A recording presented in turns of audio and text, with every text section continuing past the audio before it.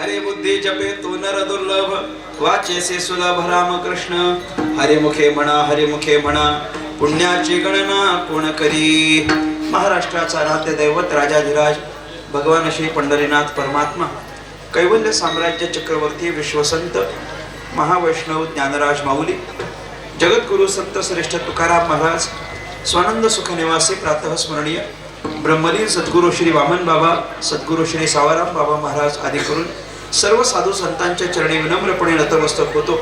माझ्या समोर उपस्थित माझ्यापेक्षा ज्ञानाने वयाने अनुभवाने ज्येष्ठ श्रेष्ठ कीर्तनकार प्रवचनकार मातृभगिनी श्रोता गायक वादक आदी करून कलाकार वर्ग तुम्हा सर्वांच्या चरणी साष्टांग प्रणिपात करून परमात्म्याच्या संकीर्तनाला आरंभ करतो. विठ्ठला विठ्ठला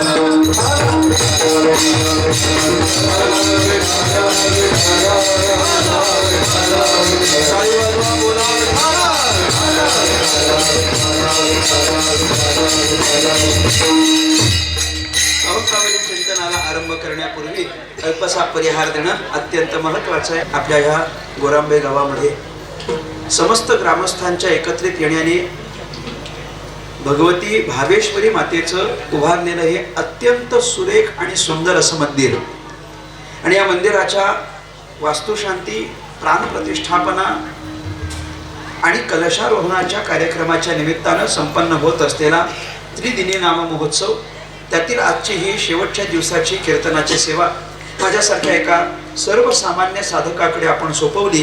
तद्निमित्तानं या ठिकाणी उपस्थित झालो. भावेश्वरी मातेचं एक अत्यंत सुंदर मंदिर बांधलं आहे.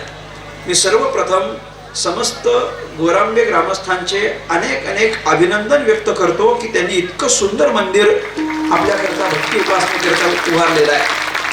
अत्यंत चांगलं मंदिर आहे.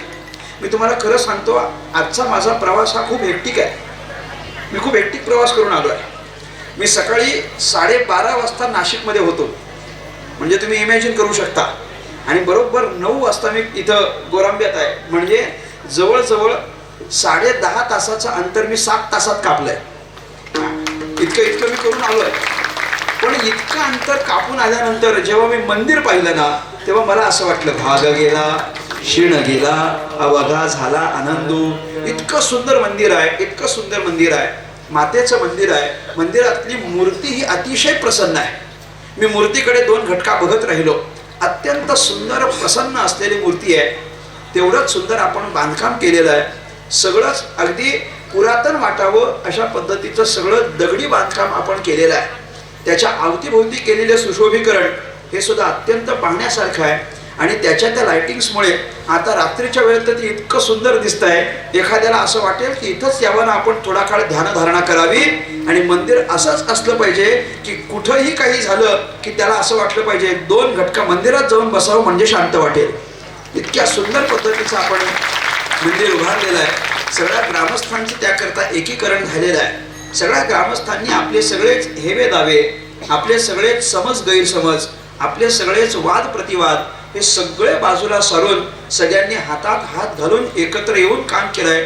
आणि साधं सुद्धा नाही, जवळपास 2.5 कोटीचं रक्कम एकत्र करून हे मंदिर उभारलेलं आहे. हे एकीचं बळ असतं, हे एकीचं बळ असतं. आपण एकत्र येऊन हे काम केलेलं आहे आणि इतक्या सुंदर पद्धतीचं मंदिर बांधलं. जितक्या सुंदर पद्धतीचं हे मंदिर आहे, तितक्याच सुंदर पद्धतीनं आपण या मंदिराच्या कलशारोहणाचा आणि मूर्ती प्राणप्रतिष्ठापनेचा कार्यक्रम 3 दिवस संपन्न केला. आणि त्यातील आजची ही शेवटच्या दिवसाची संध्याकाळची कीर्तनाची सेवा आम्हा सगळ्याच तरुण कीर्तनकारांचे मार्गदर्शक परमश्रद्धेय आदरणीय हरिभक्तिप्रायण सचिन दादा महाराज पवार यांच्या माध्यमातून माझ्याकडे सोपवण्यात आली. आणि तद्निमित्तानं इथपर्यंत उपस्थित झालो. आमचे सन्माननीय शिवाजी दादा पाटील हे माझ्या नित्य संपर्कात राहिले. आणि अर्थातच परिवर्तनची आमची सगळीच मंडळी ही इथं येईपर्यंत संपर्कात राहिले. आणि तुम्हा सगळ्यांच्या संपर्कातून इथपर्यंत येऊन पोहोचलो. तुम्हा सगळ्यांची मी अनेक आभार व्यक्त करतो. आणि तासभर उशीर झाल्याबद्दल दिलगिरी व्यक्त करतो. मी 1 तास उशीर आलो आहे, त्यामुळे मी दिलगिरी व्यक्त करतो. पण मी या सगळ्या व्यवस्थापकांचे का आभार मानतो माहिती आहे? कुठल्याच फोनवर त्यांनी असं सांगितलं नाही की महाराज लवकर या. कोणत्याही फोनवर नाही महाराज फारच उशीर झालाय, आता लोक काय थांबणार नाहीत, असं अजिबात काही नाही. उलट प्रत्येक वेळेला मला फोन आला की ते म्हणायचे महाराज आपला कार्यक्रम उशिरा झाला तरी चालेल पण तुम्ही सुरक्षित या. तुम्ही सुरक्षित या, तुम्ही सुरक्षित या. इतकी जाणकार व्यवस्थापक मंडळी जर आम्हाला भेटली ना तर सगळीच कीर्तनकार 10-10 वर्ष जास्त जगतील. मला खरं सांगतो, इतकी जाणकार मंडळी असतील तर. नाहीतर इतकी जाणकार मंडळी कुठं नसतात. त्यांचं म्हणणं तुमचं काही का होईना पण तुम्ही वेळेत आले पाहिजे, तुमचं काही का होईना असं नसलं पाहिजे. आपण अत्यंत समजूतदार पद्धतीनं आजचा हा सगळाच कार्यक्रम या ठिकाणी आयोजित केला. आपली ही संध्याकाळची कीर्तनाची सेवा आरंभित झाली. उरलेल्या वेळामध्ये सेवेकरिता निवडलेला जो सद्गुरू संत श्रेष्ठ ज्ञानेश्वर महाराजांचा हरिपाठातला अभंग आहे त्यावर थोडंसं चिंतन करू आणि आपण थांबूया. विठ्ठला विठ्ठला.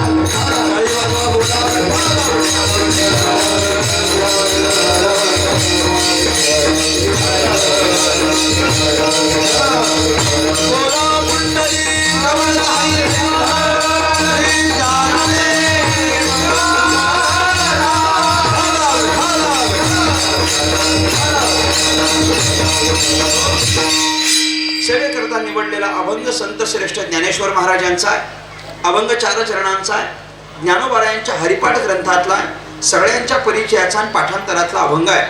अभंग ज्ञानोबारायांच्या हरिपाठातला असल्या कारणानं जवळजवळ सगळ्या वारकऱ्यांच्या पाठांतरातला असेल असं मला वाटतं. किंबहुना तो असलाच पाहिजे. वारकऱ्याचा हरिपाठ पाठ असलाच पाहिजे. किंबहुना हरिपाठ पाठ असेल तरच तो वारकरी असं आम्ही म्हणू. हरिपाठ ही वारकऱ्याची संध्या आहे. हरिपाठ हा वारकऱ्याचा नित्य नियम आहे. त्यानं तो पाठ केलाच पाहिजे. ज्ञानेश्वर महाराजांचा सर्वसामान्याकरिता हरिभक्ती सुलभ करणारा हा जो ग्रंथ आहे केवळ 27 अभंगांचा ग्रंथ आहे. आणि या 27 अभंगांच्या पैकी एक महत्वाचा अभंग आज आपण या ठिकाणी कीर्तनरूपी सेवेकरिता निवडलाय. ज्ञानोबारायांचा हा जो हरिपाठ ग्रंथ आहे हा ग्रंथ सगळ्याच ग्रंथांमध्ये लहान असलेला ग्रंथ आहे. ज्ञानोबारायांचे जे बाकी सगळे ग्रंथ आहेत किंवा सगळ्याच संतांचे जे सगळे ग्रंथ आहेत ते सगळे ग्रंथ फार मोठे मोठे आहेत.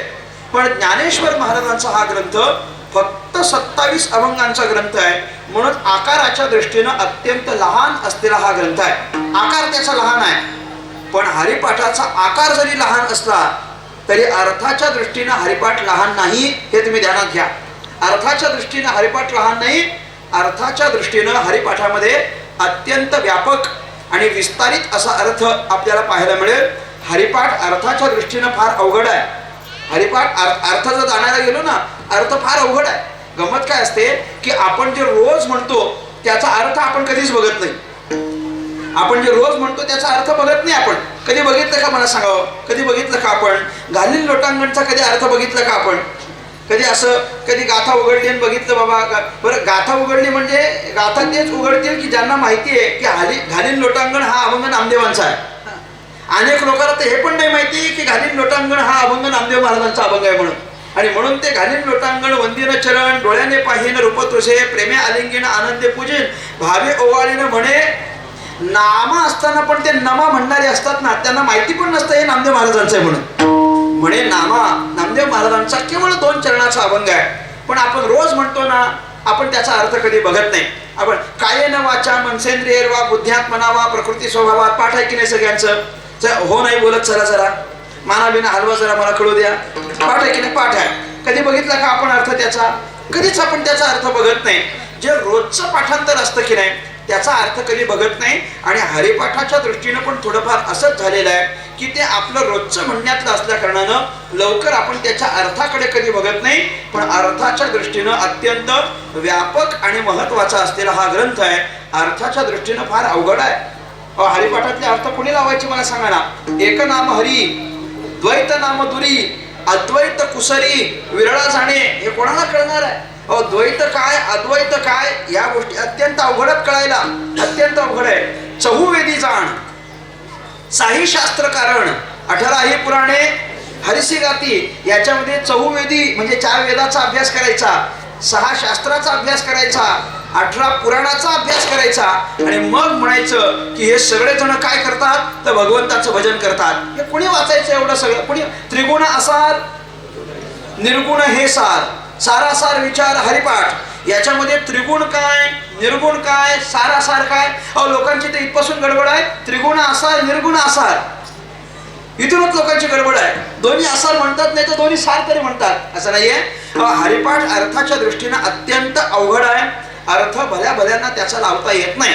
तुम्हाला सांगू काय, हरिपाठ अर्थाच्या दृष्टीनं अवघड असेल यात काहीच नवल नाही.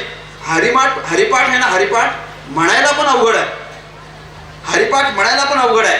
मी गमतीनं म्हणत असतो, हरिपाठ म्हणायला का अवघड आहे? ज्याला पुढचं म्हणता येतं ना त्याला मागचं म्हणता येत नाही. तुम्ही हरिपाठ म्हणणाऱ्यांना विचारा गंमत. ज्याला पुढचं म्हणता येतं त्याला मागचं म्हणता येत नाही, आणि ज्याला मागचं म्हणता येतं त्याला पुढचं म्हणता येत नाही, आणि ज्याला दोन्हीचं म्हणता येतं त्याला माईकवर म्हणता येत नाही. या हरिपाठाची लय मोठी गंमत आहे. तुम्ही हरिपाठ करणाऱ्याला विचारा. अहो, हरिपाठ हा दिसायला जरी सामान्य आणि लहान ग्रंथ असला तरी तो आकाराच्या दृष्टीने लहान आहे, अर्थाच्या दृष्टीने लहान नाही, अर्थाच्या दृष्टीने अत्यंत व्यापक आहे. विठ्ठला विठ्ठला.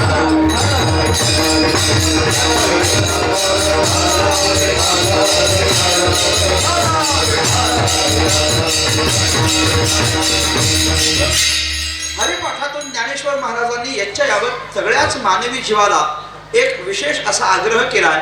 ज्ञानोबरायांचा आपल्या सगळ्यांना आग्रह फक्त एकच आहे, हरिमुखे म्हणा, हरिमुखे म्हणा. आपण भगवंताचं भजन केलं पाहिजे, आपण भगवंताचं भजन केलं पाहिजे, अशा पद्धतीचा आग्रह ज्ञानेश्वर महाराजांनी संपूर्ण हरिपाठ ग्रंथातून आपण आपल्याला केलेला आहे. म्हणजे थोडक्यात काय आहे, माणसानं देवाचं भजन केलं पाहिजे हा ज्ञानोबरायांचा आग्रह आहे. काय केलं पाहिजे? देवाचं भजन केलं पाहिजे, भगवंताचं भजन केलं पाहिजे, हा ज्ञानेश्वर महाराजांचा आपल्या सगळ्यांना आग्रह आहे. का असा आग्रह केला? हा एवढ्या करता आग्रह केला कारण एखाद्या माणसाला जर काहीच जरी जमलं नाही, एखाद्याला काहीच जरी जमलं नाही तरी त्याला भजन मात्र नक्की जमेल याची शाश्वती आपल्याला देता येते. भजन करता येतं की नाही मला सांगावं? भजन करताय बरं, ते सगळं सोडा. रामकृष्ण हरी म्हणता येईल की म्हणता येणार नाही? म्हणता येईल की म्हणता येणार नाही? सहज म्हणते. काय अवघड आहे त्याच्यामध्ये? रामकृष्ण हरी सहज म्हणता येईल, सहज म्हणता येईल. ज्याला बाकीचं सगळं बोलता येतं ना त्याला रामकृष्ण हरी पण बोलता आलं पाहिजे. बोलता आलं पाहिजे नाही, म्हणता येईलच. फक्त त्यानं ठरवलं पाहिजे रामकृष्ण हरी आपल्याला म्हणायचंय म्हणून. सगळी बाकीची बडबड करता येते ना, तर मग हे पण करता येईल, हे पण बोलता येईल त्याला. ते इंग्लिश स्पीकिंगचे कोर्स असतात बघा, त्याचा तो बॅनर असतो की नाही, त्या बॅनरवर एक वाक्य लिहिलेलं असतं. काय वाक्य लिहिलेलं असतं? ज्याला मराठी बोलता येते त्याला इंग्रजी पण बोलता येईल. तुम्ही वाचून बघा कधीतरी, कधीतरी ते वाक्य वाचून बघा. ज्याला मराठी बोलता येते त्याला इंग्रजी पण बोलता येईल. तसं मी म्हणतो, ज्याला बाकीची बडबड करता येते त्याला रामकृष्ण हरी पण म्हणता येईल. फक्त त्यानं ठरवलं पाहिजे की आपल्याला देवाचं भजन करायचं आहे.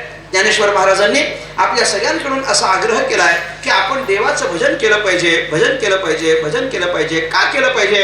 का केलं पाहिजे? कारण या भगवंताचं भजन हे इतकं सोपं साधन आहे. नामदेव महाराज असं म्हणतात की याला विशेष असं काही करावं लागत नाही, थोडक्या पद्धतीनं आपल्याला देवाचं भजन करता येतं. हे नामदेव महाराजांचं आपल्याला मत आहे. नामदेव महाराज काय म्हटलंय? नमा म्हणे फार, नमा म्हणे फार सोपे साधन, नमा म्हणे फार, नमा म्हणे फार सोपे साधन, नमा म्हणे फार, नमा म्हणे फार सोपे साधन, नमा म्हणे फार, नमा म्हणे फार सोपे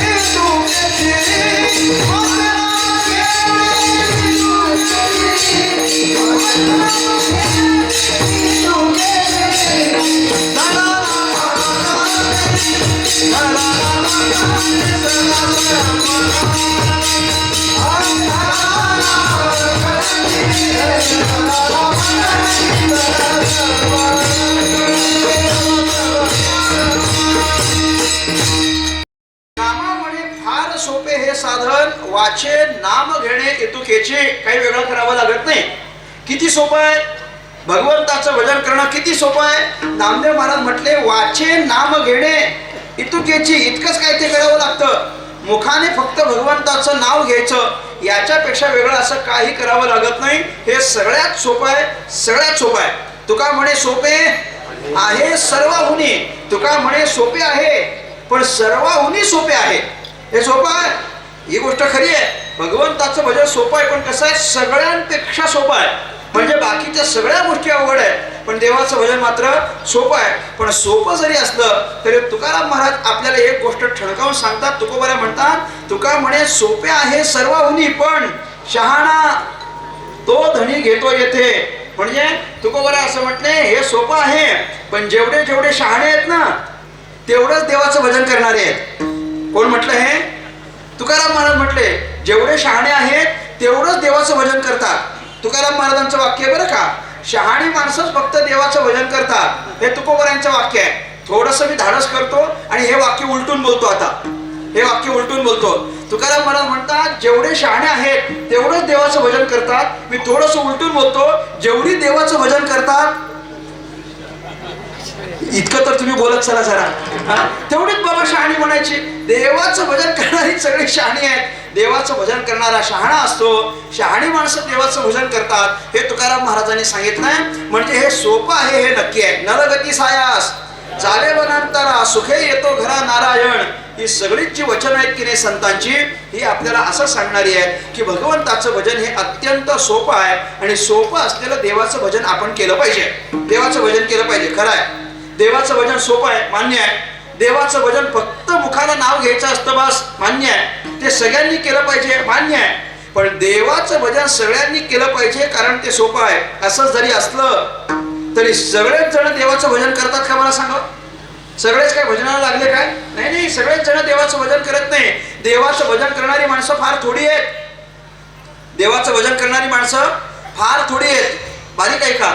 देवाचं भजन करणारी माणसं फार थोडी आहेत. आणि मी गमतीनं असं म्हणत असतो की देवाचं भजन करणारी माणसं फार थोडी आहेत आणि जी थोडी भजन करणारी आहेत ती पण थोडंच भजन करणारी आहेत.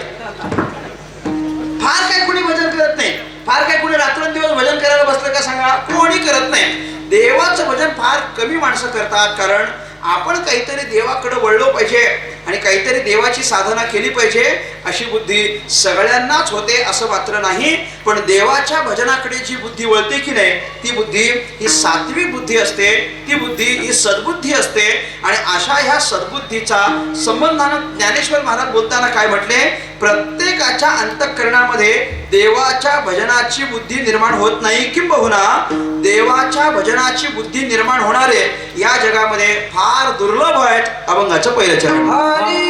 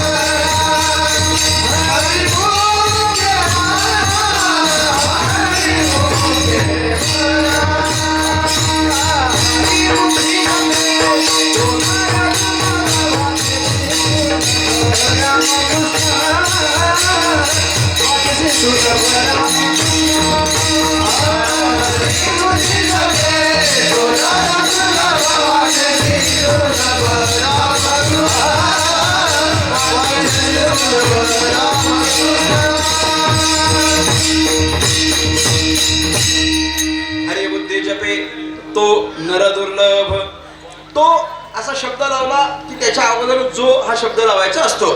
जो हरिबुद्धी जपे तो नर दुर्लभ. भगवंताचं भजन करणारी ज्याची बुद्धी आहे अशी बुद्धी अत्यंत दुर्लभ आहे, अशी माणसं अत्यंत दुर्लभ आहेत असं ज्ञानेश्वर महाराजांनी आपल्या अंतःकरणातली खंत व्यक्त केली. जरी भजन सोपं असतं तरी ते सगळे करत नाही. वाचेशी सुलभ. रामकृष्ण भगवंताचं भजन कसं आहे? सुलभ. भगवंताचं भजन कसं आहे? सुलभ. सुलभ म्हणजे सोपं आहे. पण सोपं जरी असलं तरी ज्ञानेश्वर महाराज खंत व्यक्त करतात की सगळीच माणसं काही देवाच्या भजनाला लागत नाही, सगळेच जण देवाच्या भजनाकडे येत नाही. श्रीमद भगवद्गीता आपल्याला असं सांगते, मनुष्याणाम सहस्रेषु कश्चित एतती सिद्धये यततामपि सिद्धानाम कश्चिन माम वेत्ती तत्वतः. या श्लोकामध्ये बोलत असताना भगवंत असं बोलतात, अरे सगळीच माणसं काही देवाच्या भजनाला लागतात असं नाही. मनुष्याणाम सहस्रेषु. सहस्रेषु म्हणजे हजारात एखादा माणूस देवाच्या भजनाला लागतो. किती किती किती मायकडे लक्ष द्या तुम्ही. हजारात एखादा माणूस देवाच्या भजनाला लागतो. आणि हजारात एखादा माणूस देवाच्या भजनाला लागतो. अशी जी देवाच्या भजनाला लागणारी थोडी माणसं आहेत की नाही ती सगळीच काय देवापर्यंत पोहोचतात असं पण नाही. त्याच्यातली पण फार थोडी माणसं देवापर्यंत पोहोचतात. देवापर्यंत पोहोचणारा कुणीतरी एखादाच असतो, कुणीतरी विरळा असतो. सगळीच काही देवालाही प्राप्त होत नाही. कारण काय? भजन जरी सुरू केलं, सुरू करणारी एकतर हजारातून कोणीतरी एक सुरू करतो. अशी सुरू करणारी जरी भरपूर झाली तरी भरपूर जण सुरू करतात म्हटल्यानंतर सगळी शेवटपर्यंत करतात असं पण नाही. काही लोकांचं मध्यातच बंद पडतं, काही लोकांचं असंही होतं. मग देवापर्यंत पोहोचणारे किती? देवापर्यंत पोहोचणारी माणसं फार थोडी असतात. ही माणसं फार दुर्लभ आहेत. ज्ञानोबा म्हणतात, देवाचं भजन ज्यांच्या बुद्धीनं स्वीकारलंय अशी माणसं, अशी बुद्धिमान माणसं, अशी सद्बुद्धिमान माणसं या जगामध्ये फार थोडी आहेत. पण ऐका, ज्यांची बुद्धी देवाचं भजन स्वीकारते त्यांच्याच बुद्धीला ज्ञानेश्वर महाराजांनी सद्बुद्धी म्हटलेलं आहे. विठ्ठल विठ्ठल.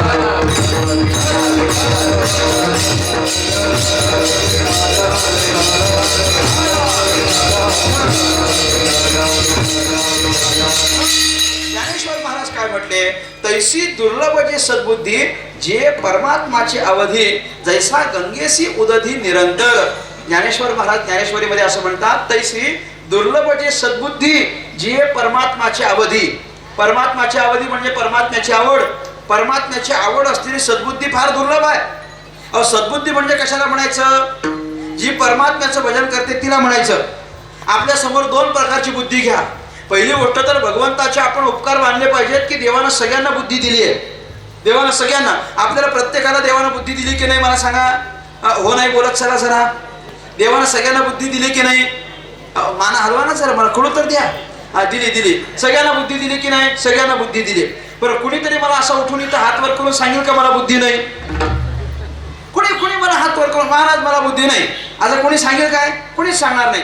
मी म्हणतो, एखाद्यानं जरी मला सांगितलंच हात वर करून की मला बुद्धी नाही, तरी मी त्याला सांगेन इतक्या हजार लोकात उठायचं आणि उठून उभं राहून सांगायचं मला बुद्धी नाही. इतकी तर बुद्धी दिली की नाही? इतकी तर बुद्धी दिली. अरे कोण असा की ज्याला बुद्धी नाही? प्रत्येकाला बुद्धी आहे. बुद्धी म्हणजे अक्कल. बुद्धी म्हणजे आपण रोज काय म्हणतो? अक्कल म्हणतो. देवानं प्रत्येकाला अक्कल दिली की नाही? प्रत्येकाला अक्कल दिली. मी गमतीनं म्हणत असतो, एखाद्याला कसलीच अक्कल नाही, एखाद्याला कसलीच अक्कल नाही असं समजा, पण त्याला कमीत कमी खाण्याची तर अक्कल दिली की नाही? खाण्याची तर अक्कल, खाण्याची अक्कल प्रत्येकाला असते. किंबहुना खाण्याची अक्कल प्रत्येकाला असते असं म्हणण्यापेक्षा मला अलीकडच्या परिस्थितीकडे बघून असं म्हणावं लागतं, प्रत्येकाला खाण्याची अक्कल असते असं म्हणण्यापेक्षा ज्याला अक्कल असते त्यालाच खाता येतं. आता हे वाक्य कुठं लावायचं ते तुमचं तुम्ही ठरवा. पण ज्याला अक्कल असते ना त्यालाच खाता येतं, सगळ्याला काही खाता येत नाही. ऐका, प्रत्येकाला बुद्धी भगवान परमात्म्यानं दिली आहे. आता त्या बुद्धीचा वापर आपण कसं करतो त्याच्यावर अवलंबून त्या बुद्धीचे दोन स्तर असतात. एकाला सद्बुद्धी म्हणतात आणि एकाला दुर्बुद्धी म्हणतात.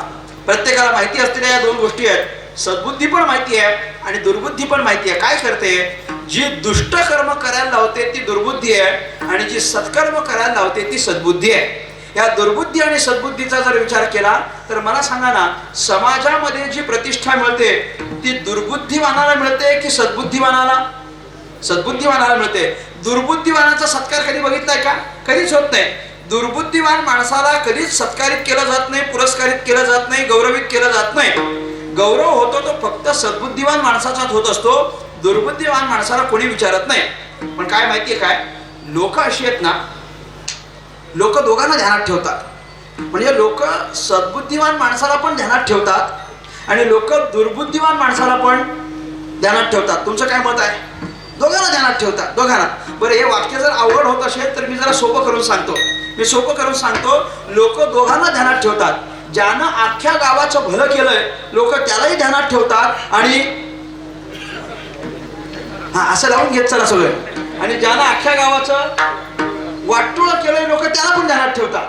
दोघांना ध्यानात ठेवतात लोक. फक्त ध्यानात ठेवण्याची पद्धत मात्र वेगळी असते. सद्बुद्धिवान माणसाला ध्यानात ठेवतात ती चांगल्या शब्दानं ध्यानात ठेवतात आणि दुर्बुद्धिवान माणसाला ध्यानात ठेवतात ती काय काय बोलतील याचा काही नेम नाही. आपल्या अंतःकरणामध्ये सद्बुद्धी असली पाहिजे, दुर्बुद्धी नको. ध्यानात घ्या, सद्बुद्धीचा आपण स्वीकार केला पाहिजे. तुकोबारा याकरता देवाला प्रार्थना करतात, दुर्बुद्धी ते मना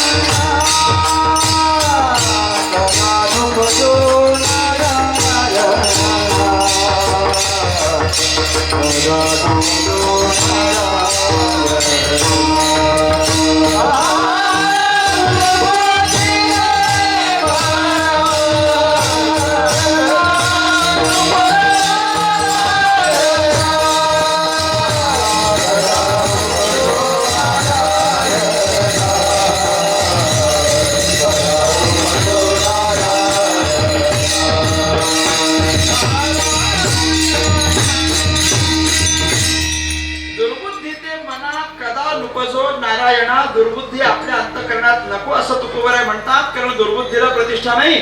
मग त्यापेक्षा काय पाहिजे, सद्बुद्धी पाहिजे. सद्बुद्धिवानाचा मात्र सगळ्यांनी स्वीकार केलेला असतो. आपल्याला सद्बुद्धी द्या असं म्हणतात. कारण ज्ञानेश्वर महाराजांना ठाऊक आहे की ही जी सद्बुद्धी असते ती दुर्लभ आहे. सद्बुद्धी ही दुर्लभ आहे आणि दुर्लभ असलेली सद्बुद्धी परिणाम मात्र चांगला करते. विठ्ठला विठ्ठला.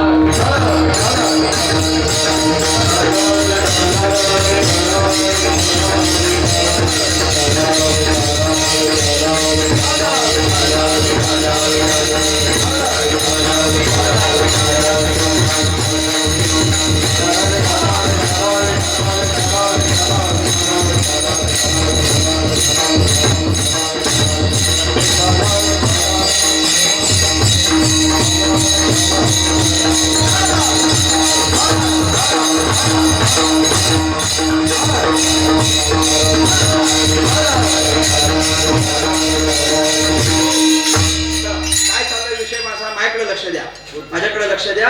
आपला विषय असा चालू आहे की ज्ञानेश्वर महाराज म्हणतात सद्बुद्धी फार दुर्लभ आहे. पण ज्ञानोबारांना ठाऊक आहे सद्बुद्धी दुर्लभ जरी असली तरी ती परिणाम मात्र फार मोठा करते. सद्बुद्धी परिणाम फार मोठा करते बरं का. ज्ञानेश्वर महाराज म्हटले सद्बुद्धी तुमच्याकडे निर्माण झाली पाहिजे. ती काही फार निर्माण झाली पाहिजे असं नाहीये. थोडी पण सद्बुद्धी निर्माण झाली तरी चालेल. कारण ती थोडी जरी असली तरी परिणाम मोठा करते. म्हणून ज्ञानेश्वर महाराजांनी आपल्याला सांगितलं रे सद्बुद्धीचा विचार करा. काय आहे, बुद्धिमान लोक जी असतात की नाही ती आपली बुद्धी चांगली राहावी याच्याकरता कायम प्रयत्न करतात.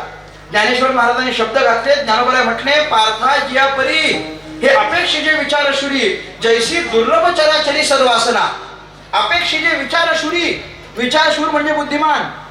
विचारशूर माणसं बुद्धिमान माणसं असतात की नाही ती नेहमी आपली बुद्धी चांगली राहावी याच्याकरता प्रयत्न करतात. आणि आपली बुद्धी चांगली राहावी याच्याकरता कायम प्रयत्न केला पाहिजे. म्हणजे काय केलं पाहिजे, आपली बुद्धी कायम चांगली राहावी याच्याकरता प्रयत्न केला पाहिजे. म्हणजे काय केलं पाहिजे तर याच्याकरता प्रयत्न म्हणजे नेहमी अभ्यास केला पाहिजे. काय केलं पाहिजे, अभ्यास केला पाहिजे. अभ्यास केला तरच बुद्धी चांगली राहते. अभ्यास केला नाही तर बुद्धी चांगली राहत नाही. एकदम सोपं आहे. कायम अभ्यासाला बुद्धीला अभ्यासाची घासणी लावावी लागते. बुद्धीला अभ्यासाची घासणी लावावी लागते तरच ती चांगली राहते, अन्यथा बुद्धी सुद्धा कायम टिकत नाही. मी तुम्हाला उदाहरण देतो. असं समजा आपल्यापैकी या माता भगिनींच्या पैकी कुणीतरी बाजारामध्ये गेलं. बाजारात गेलं म्हणजे भांड्यांच्या बाजारात गेलं. भांड्यांच्या, कारण मला पूर्ण खात्री आहे माता भगिनींचं बाकी कशावर नाही पण भांड्यांवर फार प्रेम असतं. माझ्या आईवर मी सांगतो लय प्रेम आहे बाबा, लय भांड्यांवर फार प्रेम. असं समजा आपल्यापैकी कोणीतरी भांड्यांच्या बाजारात गेलं आणि मग माता भगिनी गेल्या भांड्यांच्या बाजारात गेल्या, भांडं विकत घ्यायचं म्हणून गेल्या. त्याला सांगितलं अमुक अमुक भांडं दाखव, तमकं तमकं भांडं दाखव. त्यानं दाखवलं आणि त्याच्यापैकी एक भांडं फार आवडलं. ते भांडं फार आवडलं, विकत घेतलं आणि ती घरी घेऊन आली. पण ते भांडं इतकं आवडलं, इतकं आवडलं, इतकं आवडलं, इतकं आवडलं, इतकं आवडलं की आवडलं म्हणून 2 वर्ष वापरलंच नाही. आवडलं म्हणून 2 वर्ष वापरलंच नाही. आता 2 वर्ष वापरलंच नाही म्हटल्यानंतर मला सांगा, ज्या दिवशी भांडं नवीन घेऊन आली होती त्या दिवशी ते जसं चकचकीत होतं तसं 2 वर्षानंतर न वापरलं तर राहील का सांगा? राहील नाही राहणार. मग आता 2 वर्षानंतर पुन्हा तशीच चकाकी पाहिजे असेल तर काय करावं लागेल? घासावं लागेल, बरोबर की नाही? ते भांडं घासावं लागेल. त्या भांड्याला घासणी लावली तरच ते भांडं काय करेल? पुन्हा एकदा चमकेल. मग काय मला इतकंच म्हणायचं आहे, सामान्य भांड्याची चकाकी राहावी, कायम राहावी याच्याकरता जर त्याला घासणी लावावी लागत असेल तर आपली बुद्धी पण कायम टिकावी याच्याकरता तिला घासणीच लावावी आणि ती अभ्यासाची असते. अभ्यासाची घासणी लावावी लागते. अभ्यासानंच सगळं काही सिद्ध होत असतं. आपली बुद्धी अभ्यास पूर्ण असली पाहिजे. बुद्धीनं काय करायचा? अभ्यास केला पाहिजे, अभ्यास केला पाहिजे असं मंडळींनी सांगितलेलं आहे. आपण असं म्हटलो, ज्ञानेश्वर महाराज म्हटले की मोठे मोठे विचारवंत लोक असतात की नाही, ती लोक सुद्धा आपली बुद्धी कायम राहावी याच्याकरता अभ्यास करतात. तर मी याला उदाहरण असं सांगत होतो. काय झालं की आम्ही आमचं आता मास्टर्स कंप्लीट केलं. मी MA PhD केलं आता. आणि ते करत असताना जेव्हा मी पुणे विद्यापीठात ॲडमिशन घेतलं तेव्हा मला असं कळलं की माझ्यासोबत आणखी 35 लोकांनी ॲडमिशन घेतलंय. पण अर्थात हे डिस्टन्स लर्निंग होतं, दूरस्थ होतं, त्याच्यामुळे काही रोज कॉलेजला जावं लागत नव्हतं, फक्त परीक्षेला काय ते जायचं. म्हणून आम्ही सगळेजण भेटलो.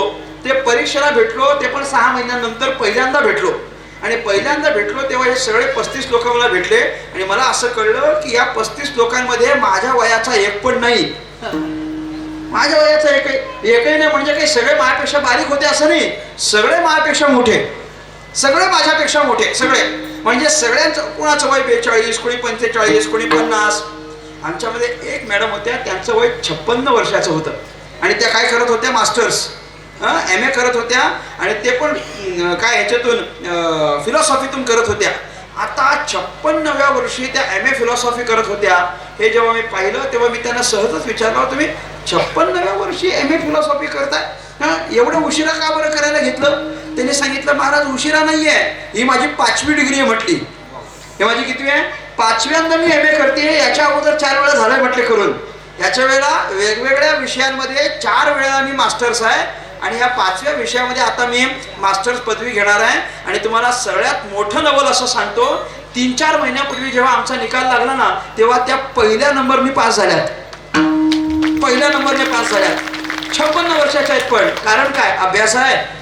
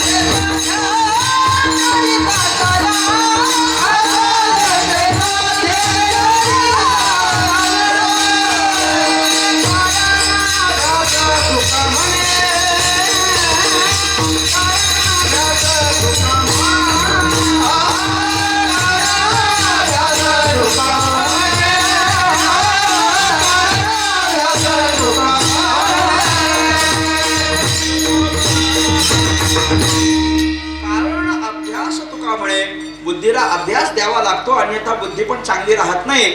आणि अभ्यास दिला, बुद्धी चांगली झाली, फार व्हावी लागते असं नाही, थोडी जरी झाली तरी चालते. म्हणून ज्ञानेश्वर महाराजांनी आपल्याला 2 उदाहरणं दिलेली आहेत. ती अत्यंत महत्वाची उदाहरणं आहेत. ज्ञानोबराय म्हणतात थोडी पण सद्बुद्धी चालते. कसं? ज्ञानेश्वर महाराजांनी ओवी घातली आहे. ज्ञानोबराय म्हटले, आणि का सरिसा बहुवसू जैसा न जोडे परिसू का अमृताचा लेशो दैव गुणे. ज्ञानोबा म्हटले आणि का सारिका बहुवसू जैसा न जोडे परिसू. परीस नावाचा दगड आहे, आपल्याला माहिती आहे काय? परीस नावाचा एक दगड आहे, सगळ्याला माहिती आहे. कीर्तन झाल्यानंतर आता घरी जात असताना आपल्याला बाकीची दगड भेटावीत असं वाटेल की परिसाचा दगड भेटावा असं वाटेल? काय वाटेल मला सांगा? परिसाचा दगड भेटावा वाटेल की नाही? वाटेल. का बरं? का बरं पाहिजे? परिसाचाच दगड का पाहिजे? अहो, त्या परिसाच्या दगडाचं एक स्वतंत्र सामर्थ्य आहे. परिसाच्या दगडाचं एक सामर्थ्य आहे. काय सामर्थ्य आहे? अहो, लोखंडाचं सोनं करणं ही त्याची ताकद आहे. परिसाच्या दगडाची ताकद आहे, बाकीच्या दगडांमध्ये ती ताकद नाही आहे. पण परिसाच्या दगडाची अशी ताकद आहे की तो लोखंडाचं सोनं करू शकतो, किंवा तो लोखंडाचं सोनं करतो. बरं, लोखंडाचं सोनं केलं म्हणजे त्यानं काय केलं? लोखंडाचं सोनं केलं म्हणजे काय केलं? म्हणजे त्यानं एका धातूची किंमत वाढवली, त्याचं मूल्य त्यानं वाढवलं. नाहीतर काय किंमत आहे लोखंडाची? किंमत काय सांगा बाजारात? बाजारात लोखंडाचा भाव काय? 43 रुपये किलो. बरं, मी गमतीनं म्हणत असतो हाच त्याचा भाव आहे की आपल्या बऱ्याच लोकांना त्याचा भाव पण माहिती नाही, इतका खालचा भावाचा आहे. कोण? लोखंड. काय भाव आहे? काहीच भाव नाही. कोणी विचारत पण नाही. कोणी रोज सकाळी असं गुगलला सर्च केलं की आज लोखंडाचा भाव काय आहे? ते नाही, कोणीच नाही. आम्ही कशाचा बघतो? सोन्याचा पाहतो आम्ही. ऐका, त्या लोखंडाचा भाव काय? काय 42-43 रुपये. मी 50 रुपये धरतो. चला, 50 रुपये किलो. हे कशाचा भाव आहे? लोखंडाचा भाव आहे. आणि जर समजा आता त्याला परिसाचा स्पर्श झाला, तर परिसाचा स्पर्श झाल्यानंतर आता त्याची किंमत काय सांगावं? आता त्याची किंमत काय झाली? बोला हो. रिसेंटली कोणी केलं असेल तर त्यांनी तरी सांगा. कोणी केलं असेल तर जवळजवळ 2.25 लाख रुपये हा तोळ्याचा झाला. किलोचा काय होईल? किलोचा भाव काय होईल? काही नाही, त्या लाखाचा आपण कोटी करू, झालं की. म्हणजे 2.25 कोटी रुपये किलो ही त्याची किंमत झाली. थोडक्यात काय, आतापर्यंत ज्याची किंमत 50 रुपये किलो होती त्याची किंमत 2.25 कोटी रुपये किलो करणं, हे कसलं सामर्थ्य आहे? हे परिसाचं सामर्थ्य आहे. आणि ते परिस आपल्याला भेटावं असं प्रत्येकाला वाटेल. का वाटू नये? अहो, लोखंडाचं सोनं करू शकतो, परंतु गंमत अशी आहे की ते परिस आपल्याला भेटत नाही, कारण परिस मृत्यूलोकात नसतं. परिस आपल्याला भेटणार नाही हे ऐकून घरी जा. उगाच घरी जाता जाता शोधत जाऊ नका, आखी रात्र शोधलं तरी सापडणार नाही. परिस आपल्याला सापडत नाही. पण ज्ञानोबारायांनी शब्द काय घातलाय? आणि का सारिका बहुवसू जैसा न जोडे परिसू. मिळत नाहीच, पण ज्ञानोबाराय म्हटले अमृताचा लेशू दैव गुणे. मला हा दैव गुणे शब्द महत्वाचा आहे. म्हणजे काय? जर दैववशात भाग्यवशात आपल्याला भेटलाच तर. ज्ञानोबाराय म्हटले भेटत नाहीच, पण जर आपल्या भाग्यानं आपल्याला भेटलाच तर मग काय? भेटलाच तर काय? ज्ञानोबाराय म्हणतात जर समजा आपल्याला तो परिसाचा दगड भेटलाच, मिळाला आपल्याला दगड, आणि आपण घरी घेऊन गेलो. घरी घेऊन गेल्यानंतर आपल्याकडे एक लोखंडाचा असा मोठा तुकडा पडलेला आहे. लोखंडाचा असा एक मोठा तुकडा आहे, आणि त्या मोठ्यातल्या मोठ्या लोखंडाला जर सोनं करायचं असेल तर तो परिसाचा दगड किती मोठा असतं तर तो सोनं करीन? मला सांगावं. एवढा असा इतका तरी पाहिजे का? परिस इतका तरी पाहिजे? काही गरज नाही. पण इतका तरी आवश्यकता नाही. इतका तरी आवश्यकता नाही. म्हणजे तो इतका असता तरी चालेल. परिसाचा एखादा बारीकसा खडा जरी असला तरी तो मोठ्यातल्या मोठ्या लोखंडाचं सोनं करू शकतो. हे ज्याप्रमाणे त्याप्रमाणे अंतःकरणात निर्माण होणारी सद्बुद्धी ही थोडी जरी असली तरी ती भगवंतापर्यंत घेऊन जाऊ शकते, म्हणून ती महत्वाची आहे. एवढ्या करता ती पाहिजे, दुसरं काही कारण नाही. ही सद्बुद्धी सगळ्याच्या अंतःकरणात निर्माण होत नाही, पण तुम्ही सद्बुद्धी म्हणता ती नेमका काय असते? ज्ञानोबा म्हणतात ज्या बुद्धीला परमेश्वराच्या भजनाची आवड आहे त्याच बुद्धीला आम्ही सद्बुद्धी असं म्हणतो. आणि अशी सद्बुद्धी सगळ्याच्या अंतःकरणात निर्माण होत नाही. हरिबुद्धी जपे तो नर दुर्लभ. भजन करणारा फार दुर्लभ आहे. नाहीतर देवाचं नाव तसं सोपंच आहे, वाचेशी सुलभ. रामकृष्ण देवाचं नाव फार सोपं आहे. अहो, फार सोपं आहे असं नाही, ते परिणामाच्या दृष्टीने पण फार मोठं आहे. देवाचं भजन एकदा पण तुमच्या मुखाला आलं तरी चालणार आहे. एकदा आलं तरी चालेल, कारण एकदा जरी भगवंताचं भजन आपल्या मुखाला आलं तरी त्याचा परिणाम मात्र मोठा होत असतो. विठ्ठला विठ्ठला.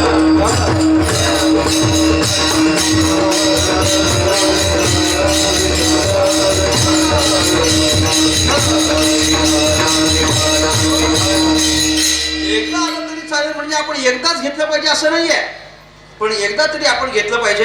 ज्ञानेश्वर महाराज आपल्याकडून थोडीच अपेक्षा करतात. देवाची द्वारी उभा क्षणभराचीच अपेक्षा केली आहे. म्हणजे अल्पकाळ जरी आपण देवाचं चिंतन केलं तरी चालेल, पण अल्पकाळ केलं तरी चालेल म्हणजे अल्पकाळच करा असं मात्र नाहीये.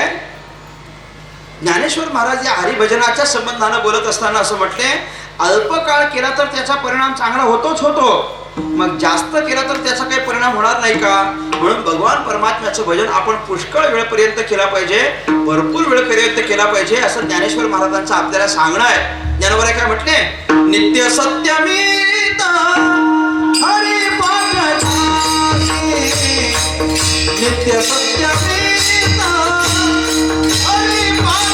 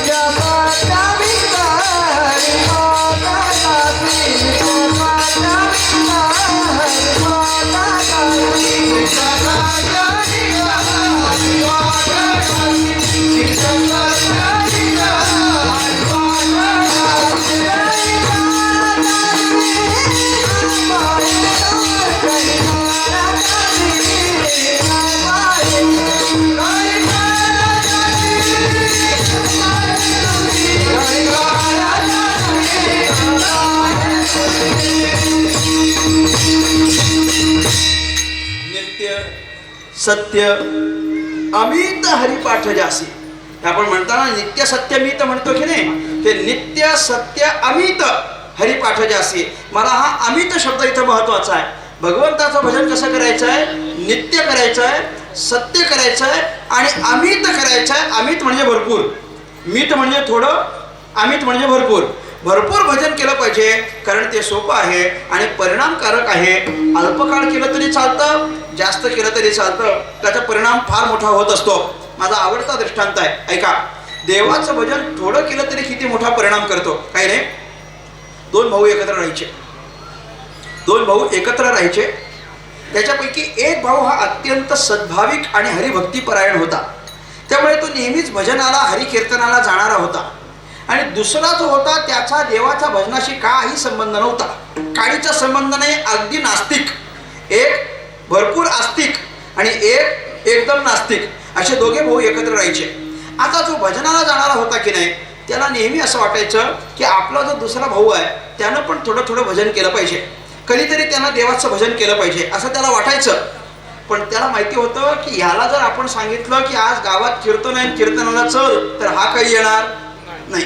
बरं, याला म्हटलं आपण भजनाला चल, तर हा भजनाला येणार नाही, हरिपाठाला येणार नाही, काकड्याला येणार नाही, काहीच हा करणार नाही. मग आपण काय करायचं, तो विचार करायला लागला, आपण एक काम करू, आपण ज्या हरिपाठ मंडळात, भजन मंडळात आपण भजन हरिपाठ करायला जातो की नाही, आपण त्याच लोकांना सगळ्यांना आपल्या घरी एक दिवस हरिपाठाला बोलवू, भजनाला बोलवू. म्हणजे काय होईल, ते सगळे लोक येतील, हरिपाठ भजन करतील आणि कमीत कमी पाहुणे घरी आलेत म्हणून तरी हा त्यांच्यात येऊन 2 घटका बसेल आणि एकदा का होईना देवाचं भजन त्याच्या मुखातून येईल. म्हणून यानं काही व्यवस्थित सगळी व्यवस्था केली. सगळ्यांना आमंत्रण दिलं, सांगितलं अमक्या अमक्या तारखेला तुम्ही माझ्या घरी हरिपाठ भजनाला या. सगळेजण आले, देवाचं भजन केलं, हरिपाठ केला, रामकृष्णाचा जप केलं. हे सगळं व्यवस्थित झालं. नंतर त्यांना सगळ्यांसाठी भोजनाची व्यवस्था केली होती. सगळ्यांचं भोजन वगैरे सगळं आटोपलं आणि निघाले, घरी जायला निघाले. सगळे घरी जायला निघाले. त्यात एक महात्मा आले होते, साधू महात्मा. साधू महात्म्यानं या यजमानाकडे बघितलं आणि त्याला विचारलं, का रे, आम्ही आल्याचा तुला आनंद नाही झाला काय? पण असं काही नाही महाराज, तुम्ही आला तर आम्हाला बरं वाटलं. अरे पण मग तो झालेला आनंद तुझ्या चेहऱ्यावर दिसत नाही, काय अडचण आहे काय? काही अडचण आहे? काय झालं नेमका? एवढा उदास उदास का बरं दिसतो, नाराज काय असतो? तो म्हटलं, महाराज खरं सांगू काय, तुम्ही सगळे आले याचा मला आनंद आहे, आपण भजन हरिपाठ केला याचाही आनंद आहे, पण हे सगळं मी ज्यासाठी केलं होतं ते काही घडलं नाही. म्हणजे काय, मी माझ्या मोठ्या भावासाठी हे सगळं केलं होतं, त्यानं येऊन एकदा तरी भजन करावं अशी माझी अपेक्षा होती, पण तो काही भजनाला आला नाही आणि त्यामुळे हे सगळं वाया गेलं असं मला वाटायला लागलं, म्हणून मी नाराज आहे. साधू महात्मा म्हटलं, एवढंच आहे ना, एक काम करू ना, आता तो कुठं आहे? तर वरच्या मजल्यावर असेल. तर म्हटलं मग आपण त्याची जाऊन भेट घेऊ. तर नको नको महाराज, एकदम फटकळ तोंडाचा आहे, काही बोलतो म्हटले. आणि त्यातल्या त्यात महाराज बघितलं की काही बोलतो. तो तो तो बरं का, तो काही बोलतो म्हटले. तुम्हाला काहीतरी 2-4 शिव्या देईल, नको ना जायला. महाराज म्हटले, काहीच हरकत नाही, काहीच हरकत नाही. उलट डॉक्टरनं त्याच गावात गेलं पाहिजे की ज्या गावात पेशंट जास्त आहेत म्हटले. आमची त्या ठिकाणी जास्तीची गरज आहे, आपण जाऊन त्याची भेट घेऊ. तर म्हटले, हो पण तो उगाच काहीतरी नको नको ते काय बोलेल ते बोलू दे म्हटले, पण आपण जाऊन त्याची भेट घेऊ.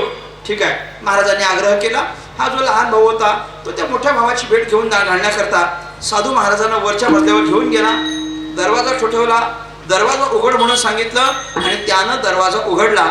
दरवाजा उघडल्यानंतर साधू महाराजांना डोळ्यासमोर त्यानं बघितलं आणि बघितल्या बघितल्या म्हणायला लागला, मग काय, माझ्या भावानं बोलवलं आणि तुम्ही लगेच आले, काय काय बोंबलायचं ते बोंबलले, आता फुकटचं खाल्लं तर निघा तरी ना म्हटलं, अजून काय काम येतं तुमचं?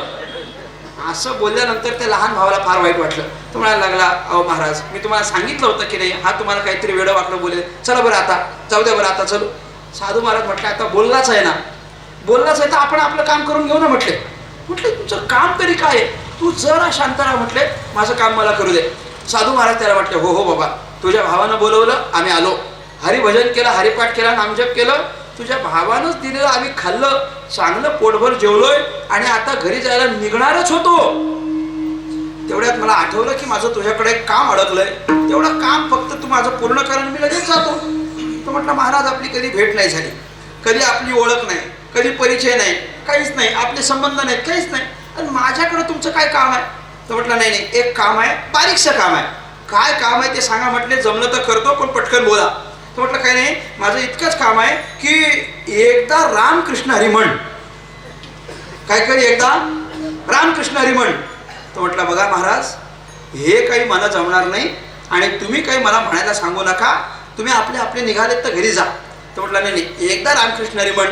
तो म्हटलं, महाराज, अनेकांनी येऊन प्रयत्न केलेत पण हे काही कोणाला जमलं नाही आणि तुम्ही पण या भानगडीत पडू नका. म्हणजे ही भानगड रामकृष्ण हरी, बरीचशी लोक असं म्हणतात आपण त्या कीर्तनाच्या भानगडीत नाही. अरे ती काय भानगड असते काय? ऐका. तो म्हटलं, आपण काय त्या भानगडीत नाही. हो, पण तो म्हटलं, अरे ते सगळं जाऊ दे, एकदा रामकृष्ण हरी म्हणायला काय हरकत आहे? तो म्हटलं, मला म्हणता येत नाही. चला, मला म्हणताच येत नाही. अरे एकदा रामकृष्ण हरी म्हणताच येत नाही, रामकृष्ण हरी म्हणायला काय हरकत आहे? तो म्हटलं, म्हणताच येत नाही. अरे एकदाच म्हण, फक्त म्हणताच येत नाही. अरे मग बाकी सगळं म्हणता येतं काय, रामकृष्ण हरी म्हणता येणार नाही का तुला? एकदा रामकृष्ण हरी म्हण बरं. तो म्हटलं, म्हणताच येत नाही, एकदा म्हण, म्हणताच येत नाही. साधूनं प्रश्न उलटून केला. साधू म्हटला, अरे पण काय म्हणता येत नाही, काय म्हणता येत नाही? तो आपल्यापेक्षा हुशार. त्यानं सांगितलं, तुम्ही जे म्हणता ते मला म्हणता येत नाही, तुम्ही जे म्हणता ते म्हणता येत. तो रामकृष्ण हरी म्हणायला काही तयार नाही. रामकृष्ण. साधू म्हटलं, अरे बाबा, हे आता काय करावं म्हटलंय, यानं तर आपलं हाही डाऊट चुकवला. तो म्हटलं, याच्या तोंडातून रामकृष्णाने मात्र वधवून घ्यायचं हे आपलं काम आहे. आता साधू पण म्हणजे असा एकदम धड दाखट होता अंकुश महाराज, माझ्यासारखा दिसणारच नव्हता अजिबात, असं एकदम धड दाखट पैलवानच होता बरं का. आणि त्यानं काय केलं माहितीये का, साधूनं त्याच्या अशी कॉलर धरली, दुसरा पाय असा पायात अडकवला, एक हात असा छातीला लावला, त्याला असा खाली आदळला, त्याच्या छातीवर बसला आणि छातीवर बसून त्याचा शर्ट पकडून साधू म्हणायला लागले, म्हण रामकृष्ण हरी. असला प्रकार बघितला तो विचार करायला लागला, अरे ही कुठली पद्धत आहे म्हटले, हे आजपर्यंत कधी बघितलं नाही म्हटलं, आज त्या पद्धतीने कोणी सांगतं का देवाचं नाव घ्यायला. म्हण रामकृष्ण हरी म्हण. म्हटला मला म्हणता येत नाही. मग रामकृष्ण हरी म्हण, नाही तर तुझा जीव घेईन. हा विचार करायला लागला, बहुतेक हे बुवा सटकलेले दिसत आहेत, काय सांगतायत ते म्हणून घ्यावं एकदाच, नाही म्हटलो तर कदाचित जीव घ्यायचा आपला. म्हटले जाऊ दे, म्हणून हा म्हणतो, म्हण पटकन रामकृष्ण हरी म्हण. हा म्हणतो, अरे पटकन म्हण, पटकन म्हण. अरे म्हणतो ना म्हटलं, वेळ तर द्या. हा म्हण. म्हटलं हा म्हणतो रामकृष्ण हरी. बस म्हटला. तो रामकृष्ण हरी म्हटल्याबरोबर साधू उठला, त्याला उठवलं, त्याचं काय ते शर्ट वगैरे व्यवस्थित करून दिलं. साधू म्हटला माझं काम झालं. साधू निघून गेले. साधू महात्मा निघून गेले. दोघांचं पण भावाचं आपलं आपलं आयुष्य पुढे जात राहिलं. अनेक वर्षांच्या नंतर हा जो मोठा भाऊ होता एकदा रामकृष्ण हरी म्हणणारा, याचं आयुष्य संपलं आणि हा मेला. मेल्यानंतर यमदूत त्याला घ्यायला आले आणि यमदूत त्याला घेऊन जेव्हा यमसदनाला गेले आणि तिथं गेल्यानंतर याचं रजिस्टर काढलं की बाबा यानं आपल्या आयुष्यात किती चांगली कामं केलीत आणि किती वाईट कामं केलीत, आता याला नेमका नरकात टाकायचं की कुठं टाकायचं हा निकाल लावण्याकरता जेव्हा त्याचं रजिस्टर बघितलं तेव्हा त्या चित्रगुप्तानं सांगितलं, काहीच विचार करू नका, अख्खं रजिस्टर लालच दिसतंय म्हटले. हा सगळं लाल लाल लाल लाल लाल लाल. कधी हरिभजनाला नाही लाल शेरा, काकड्याला नाही लाल शेरा, कुणाला मदत केली नाही लाल शेरा, कोणावर उपकार नाही लाल शेरा, हे सगळं लाल लाल लाल लाल दिसलं. काहीच काही चिंता करू नका, याला नरकात फेकून द्या म्हटले. त्या यमदूतांनी याला उचलला, नरकात फेकणार. इतक्यात चित्रगुप्त म्हटलं जरा थांबा म्हटले, सगळं अख्खं रजिस्टर याचं लाल आहे, पण शेवटच्या पानावर एक हिरवी फुली दिसायला लागली म्हटले. कसली होती मला सांगावं. नाही, एकदा रामकृष्ण म्हणण्याची एक हिरवी फुली दिसली. चित्रगुप्त म्हटलं थांबा, याला आपल्याला नरकात टाकता येणार नाही. अरे म्हटलं मग नरकात नाही तर कुठं टाकायचं. चित्रगुप्त म्हटलं नरकात टाकता येणार नाही मला इतकंच माहिती आहे, पण कुठं टाकायचं हे काही मला माहिती नाही म्हटले. मग काय करायचं, यमराजाला जाऊन विचारा.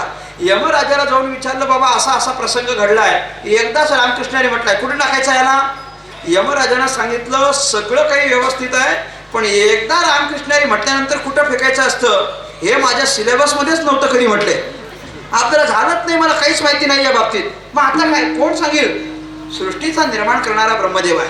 आपण ब्रह्मदेवाकडे जाऊ, ब्रह्मदेवाला प्रश्न विचारू, ब्रह्मदेव आपल्याला उत्तर देईल. चला सगळे ब्रह्मदेवाकडे चला. ब्रह्मदेवाकडे चला म्हटल्यानंतर सगळे ब्रह्मदेवाकडे जायला निघाले. चित्रगुप्त, यमदूत, यमराज सगळे आपले निघाले आणि याला म्हटलं चल जायचं म्हटलं ब्रह्मदेवाकडं. हा तिथं पण आयटीत म्हटला, तुम्हाला गरज असेल तर मला घेऊन चला, मला काही गरज नाही, माझी काही आवश्यकता नाही, मला यायचं पण नाही. आता गरज असेल तर घेऊन चला म्हटल्यानंतर यमराजाने सांगितलं, बघा बाबा आपल्यालाच गरज आहे, आपल्यालाच गरज आहे. आडला हरी बस पुढचं मनातल्या मनात म्हणून घ्या. चला म्हटलं आता काय आपल्यालाच गरज आहे तर आपण काय करायचं. मग त्याच्यासाठी एक पालखी तयार करायला लावली आणि याला पालखी घेऊन चला म्हटले. आता बाकीचे सगळे चालत आणि हा एकटा पालखीत. कोण, एकदा रामकृष्णाने म्हटलेला मात्र पालखीत बसलेला बरं का. ब्रह्मदेवाच्या पुढ्यात गेले, ब्रह्मदेवाला विचारलं हे जे दिसतंय की नाही वर पालखीत बसलेलं, याला यमदूतांनी खालून वर घेऊन आलेत, अख्ख्या आयुष्यात वाईट कामं केलीत, एकदा रामकृष्णाने म्हटलाय, एकदा रामकृष्णाने म्हणून याला कुठं फेकायचं तेवढं सांगा, आमचं काम झालं.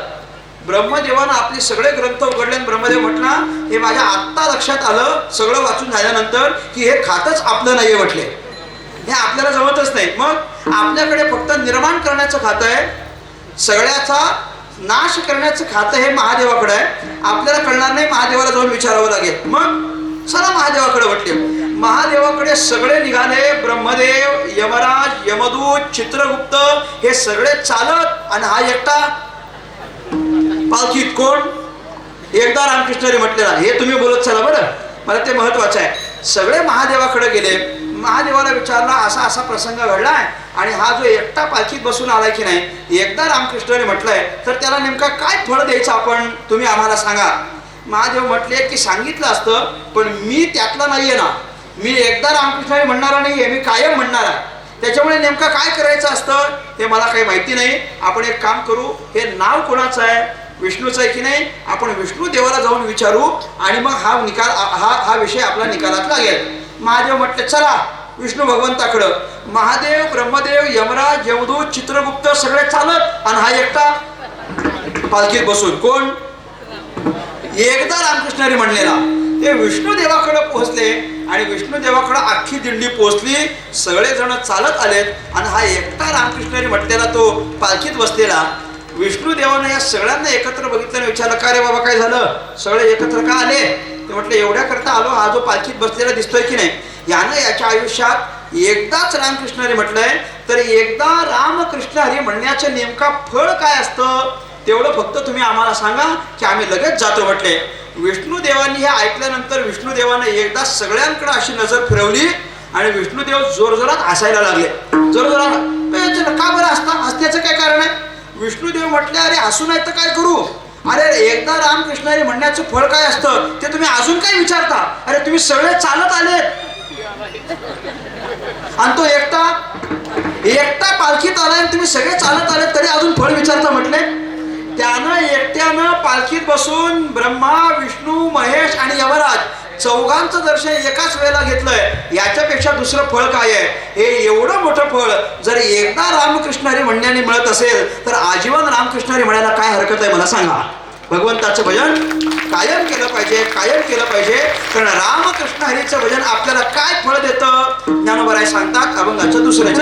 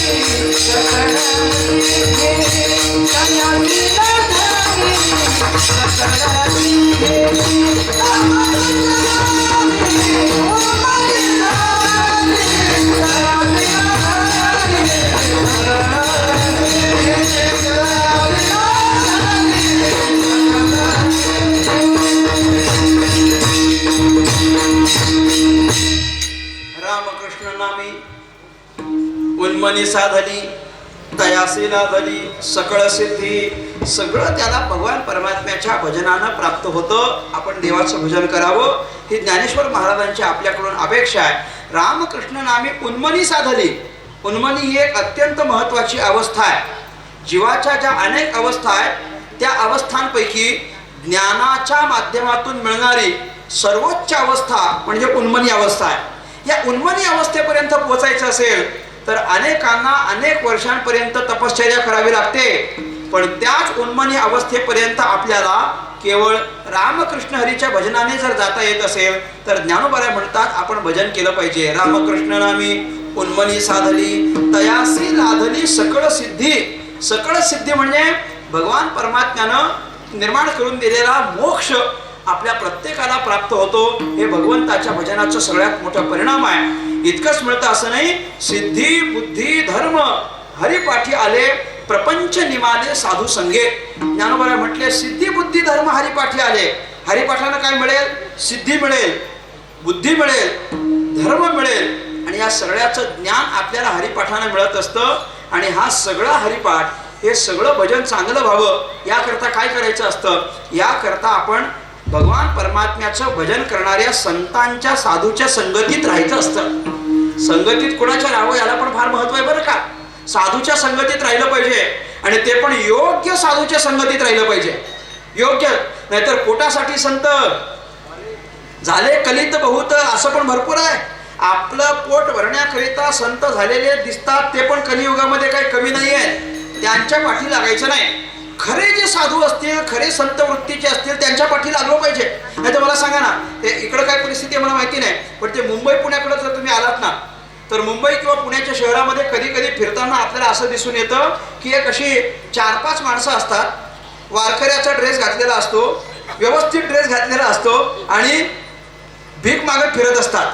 त्यांच्याबरोबर एक माऊली असते, तिच्या डोक्यावर तुळशी असते, बाकीच्यांच्या गळ्यात टाळ असतं, एखाद्याच्या हातात चिपळी असते, एकाच्या गळ्यात विणा असते आणि हे सगळे वारकरी म्हणून फिरतात आणि दुकानात जाऊन भीक मागत असतात. मग असे जर सगळे जर बघितले आणि त्यांना साधू म्हटलो आणि त्यांच्या पाठी गेलो तर वारकरी होऊ काय? संतानवती जगा मानसा त्याचा इथे, संतानवती जगा मानसा त्याचा इथे. ऐका, त्यांच्या मागे लागायचं नाही आपण. हे साधूच्या सारखं दिसणारे आहेत की नाही, त्याच्या मागे आपण लागायचं नाही. मी असं म्हणत होतो, हे फक्त आणि फक्त आपलं पोट भरण्याकरता जे फिरत असतील, नाही त्यांच्याकरिता नाही. मग कोण? आपल्याला भजन करणारे पाहिजेत. आपल्याला साधू भजन करणारे, भक्ती मार्गाला लागलेले असे पाहिजेत. आणि असे जर साधू असतील तर त्यांच्या संगतीत आपण गेलो पाहिजे. परिणाम काय होईल?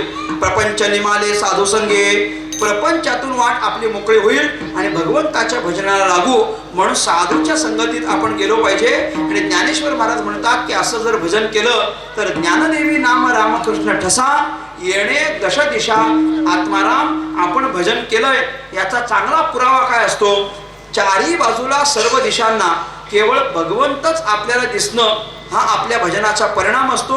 एक शेवटचा दृष्टांत बघायचा आणि आपल्याला सेवा थांबवायची. सगळ्यांनी टाळी वाजवून देवाचं भजन करा. विठोबा विठोबा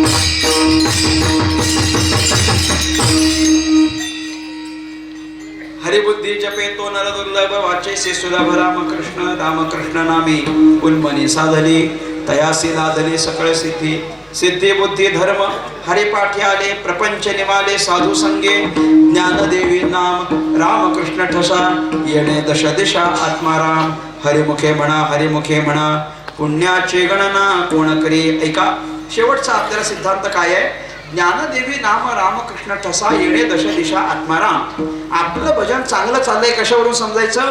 सगळ्यांमध्ये परमेश्वराची प्रचिती यायला लागली की समजायचं आपलं भजन चांगलं चाललंय. आपल्याला कुणाशी वाद करावा वाटत नाहीये आपण समजायचं आपलं भजन चांगलं चाललंय. आपल्याला सगळ्यांशी मैत्री करावी वाटते आपण समजायचं आपलं भजन चांगलं चाललंय. आपल्याला सगळ्यांशी गोड राहावं वाटतं आपण समजायचं आपलं भजन चांगलं चाललंय. म्हणजे थोडक्यात सगळ्यांमध्ये परमेश्वराला पाहण्याची बुद्धी झाली की आपलं भजन चांगलं चाललंय असं समजायचं. तुकाराम महाराजांच्या जीवनातला एक प्रसंग आहे. तुकाराम महाराज रस्त्यानं चालले होते. रामकृष्ण हरी रामकृष्ण हरी रामकृष्ण हरी करत करत चालले होते. आणि जेव्हा देवाचं भजन करत करत चाललेल्या तुकाराम महाराजांना एका बागायतदार शेतकऱ्यानं पाहिलं तेव्हा तो शेतकरी तुकाराम महाराज तुकोबांना म्हणायला लागला, तुकोबा कुठं निघालात. तुकाराम महाराजांनी सांगितलं असं काही ठरवलेलं नाही बाबा, चाललोय कुठेतरी आपलं शांततेचं ठिकाण बघेल आणि रामकृष्ण हरीचं भजन करील. तो म्हटला बरं बरं, म्हणजे असं काही ठरलं नाही ना तुमचं. तर अजिबात काही ठरलं नाही. मग एक काम करा ना. काय करा. हो आमच्या शेतात यावर्षी पीक चांगलं आलंय आणि शेतात पीक चांगलं आलंय पण नेमका शेताचं राखण करण्याकरता ज्या माणसाला ठेवलं होतं ना म्हटले त्या माणसाला मी आगाऊ पैसे दिले आणि तो पैसे देऊन निघून गेला म्हटले. पैसे घेतले आणि निघून गेला. तो अजूनही आलेला नाहीये. त्यामुळे शेताची राखण करायला कोणी नाहीये. तुम्ही काय करा, तुम्ही आपल्या शेतात बसून जर रामकृष्ण हरी केलं तर काय बिघडेल म्हटले. आपल्या शेतात बसून रामकृष्ण हरीचं भजन करा. त्याच्याने काय होईल, शेताची राखणही होईल आणि तुमचं भजनही होईल आणि याच्या बदल्यात मी तुम्हाला थोडंसं धान्य पण देईन. तुकाराम महाराज म्हटले हरकत नाही, व्यवस्था करून द्या. शेतामध्ये घेऊन गेले. तुकाराम महाराजांना शेताच्या मधोमध बसायला जागा दिली. तुकाराम महाराज तिथं बसले आणि त्या मालकानं सांगितलं, तुकोबा भजन करा पण भजन करताना इतकं लक्षात ठेवा की माझ्या शेतात पीक चांगलं आलंय आणि आपल्याला राखण करायची आहे. राखण करायची म्हणजे काय करायचं आहे, पक्षी येतील आणि दाणे खातील, तुम्ही लक्ष ठेवा. तुकाराम महाराज म्हणाले ठीक आहे बाबा लक्ष ठेवतो. तुकाराम महाराजांचं रामकृष्ण हरीचं भजन सुरू झालं. रामकृष्ण हरी रामकृष्ण हरी रामकृष्ण हरी रामकृष्ण हरी रामकृष्ण हरी करता करता ते भजन इतकं रंगलं. तुकाराम महाराज समाधीमध्ये गेले आणि तुकाराम महाराज समाधी अवस्थेत गेल्यानंतर बरेचसे पक्षी आले आणि त्या शेतातले दाणे खायची सुरुवात केली. शेतातले दाणे खायची सुरुवात केली. त्यांचा किलबिल किलबिल आवाज सुरू झाला आणि तो आवाज जेव्हा तुकाराम महाराजांच्या कानी पडला तेव्हा तुकाराम महाराज अचानक जागे झाले आणि तुकाराम महाराज बघायला लागले तर काय, बरेचसे पक्षी शेतात एकत्र झाले आणि ते दाणे खायला सुरुवात केलेली सगळ्या पक्ष्यांनी. पक्ष्यांना दाणे खाताना तुकाराम महाराजांनी पाहिलं आणि तुकाराम महाराजांना इतका आनंद झाला. तुकाराम महाराज विचार करायला लागले, वा वा वा आपलं भजन किती चांगलं म्हटले. आपलं भजन हे कोणाचं तरी भोजन याच्यासाठी कारण ठरलंय म्हटले. तुकाराम महाराजांना आनंद झाला त्याचा. आता तुकाराम महाराजांनी माहिती वा वा वा सगळं शेत भरलंय, सगळे पक्षी दाणे खातायत. तुकोबांना आनंद झाला. हे किती पक्षी आहेत ते आपण बघावं. म्हणून तुकाराम महाराज उठले आणि अशी सगळीकडे नजर फिरवायला लागले तर तुकाराम महाराजांची ती हालचाल झालेली बघितली आणि सगळे पक्षी उडून गेले, घाबरले उडून गेले. तेव्हा तुकाराम महाराजांनी विचार केला की ज्या अर्थी हे सगळे पक्षी मला घाबरून उडून गेले त्या अर्थी माझं भजन अजून तरी चांगलं झालेलं नाही. अजून चांगलं नाही. ज्या अर्थी मला पक्षी घाबरले की नाही, पक्षी घाबरले म्हणजे माझं भजन चांगलं झालं नाही. मग काय करायचं, परत तुकाराम महाराज भजनाला बसले. परत समाधी लागली. परत पक्षी येऊन दाणे टिपायला लागले. परत तुकाराम महाराजांनी डोळे उघडले. परत तुकाराम महाराजांनी पाहण्याकरता उठून उभे राहिले. सगळे पक्षी उडून गेले. असं अनेक वेळा झालं पण तुकाराम महाराज ठरवून होते जोपर्यंत पक्षी आपल्याला घाबरतात तोपर्यंत आपलं भजन चांगलं नाही असं म्हणून समजायचं. शेवटी एक प्रसंग घडला. आत्ता तुकाराम महाराज भजनाला लागले. तुकाराम महाराजांना समाधी लागली. अनेक पक्षी येऊन दाणे खायला लागले. तुकाराम महाराज पुन्हा एकदा उठले आणि उठून जेव्हा तुकाराम महाराजांनी बघितलं की हे पक्षी दाणे खात आहेत, तुकाराम महाराज उठले. उठून भजन करायला लागले. अगदी तुकाराम महाराज असं गोल गोल फिरून भजन करायला लागले तरी पण यावेळेला एकही पक्षी उडून गेला नाही. जेव्हा तुकाराम महाराजांनी पाहिलं की यापैकी एकही पक्षी उडून गेला नाही, तेव्हा तुकाराम महाराजांनी मनातल्या मनात विचार केला, ज्या अर्थी एकही पक्षी उडून गेला नाही त्या अर्थी आपलं भजन चांगलं चाललंय. ज्या अर्थी एकही पक्षी उडून गेला नाही त्या अर्थी आपलं भजन चांगलं चाललंय. ज्या अर्थी एकही पक्षी उडून गेला नाही त्या अर्थी आपलं भजन चांगलं, तुम्हाला कळतंय ना? हा बस, ज्या अर्थी एकही पक्षी उडून गेला नाही त्या अर्थी आपलं भजन चांगलं चाललंय हे तुकाराम महाराजांना वाटलं. आणि मग तुकाराम महाराजांनी ठरवलं की बाबा आता आपलं भजन संपूर्णतेला गेलं. अवघी भूते साम्य आली देखील मी कय होती, हे तुकोबराचे शब्द आहेत. हे सगळे पक्षी आता आपल्याला घाबरत नाहीत. कारण काय, आता त्या पक्ष्यांमध्ये आणि आपल्यामध्ये एकच आत्मा झालेला आहे याची तुकाराम महाराजांना प्रचिती आली. म्हणजे काय, येणे दशदिशा आत्माराम, हे सगळीकडे भगवान परमात्म्याला पाहण्याची बुद्धी निर्माण झाली की आपलं भजन चांगलं झालं असं म्हणायचं. आणि याच्याकरता आपण कायम काय केलं पाहिजे, आपण एकच गोष्ट केली पाहिजे, हरिमुखे म्हणा, हरिमुखे म्हणा, पुण्याची गणना कोण करी, ज्ञानोबा माऊली तुकाराम.